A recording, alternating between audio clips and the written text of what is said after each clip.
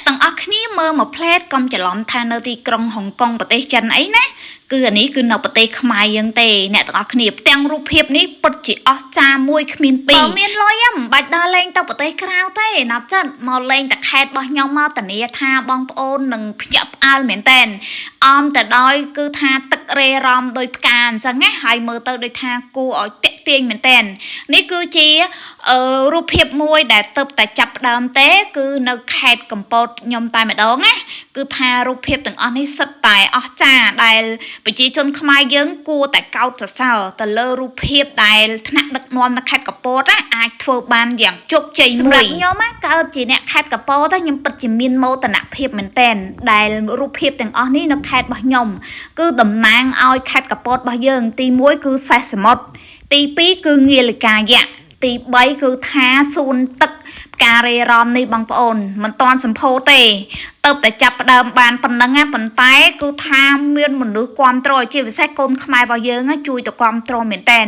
ដោយសារតែសមិទ្ធផលទាំងអស់នេះសាងឡើងដោយថ្នាក់ដឹកនាំនៅខេត្តកំពតខ្ញុំពិតជាមានមោទនភាពហើយសប្បាយចិត្តខ្លាំងមែនតែនខ្ញុំសង្ឃឹមថាកូនខ្មែរទាំងអស់មិនថានៅខេត្តកំពតឬក៏អ្នកនៅបណ្ដាខេត្តផ្សេង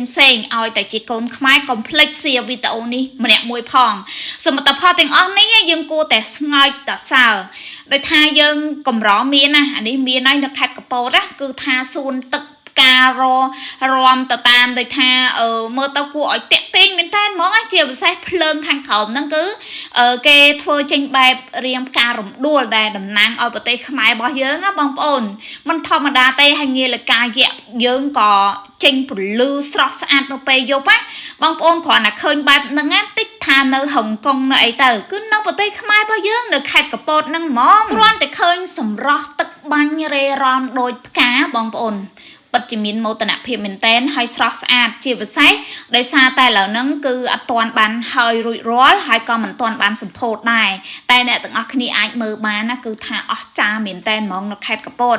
មិនត្រឹមតែមានសេះសមុទ្រដែលល្បីហើយមានងាលិកាយៈឥឡូវបន្ថែមជាមួយនឹងសួនទឹកការរេរ៉ំទៅតាមភ្លើងនេះគឺថាចេញមកដូចនៅទីក្រុងគេនិយាយរួមប្រទេសគេមួយចំនួនមិនដូរទេប្រទេសខ្មែរយើងជាពិសេសនៅខេត្តកំពតជួយបើសួនទឹកផ្កា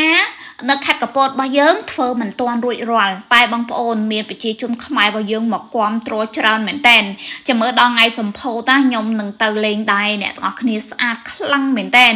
អានេះគ្រាន់តែថាគ្រាន់តែមិនទាន់ហើយរួចរាល់ទេប៉ុន្តែមើលទៅបងប្អូនហើយគឺថាអស្ចារ្យមែនតែនហ្មងហើយដូចថាភ្លើងបាញ់ទឹក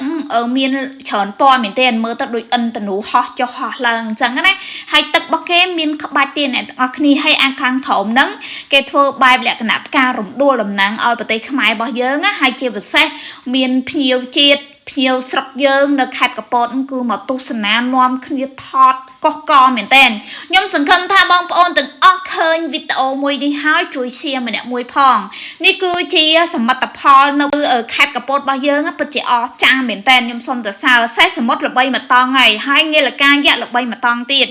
ឡូវនេះរឹតកាន់តែល្បីថែមទៅទៀតអ្នកទាំងអស់គ្នាបងប្អូនមើលក្បាច់ទឹករេរ៉ំទៅតាមភ្លើងមើលទៅគួរឲ្យស្រស់ស្អាតហើយនេះដូចថាមនុស្សមកច្រើនកុសកមែនតើខ្ញុំសង្ឃឹមថាអ្នកនរគ្នាឃើញវីដេអូនេះហើយជួយ share ចែកត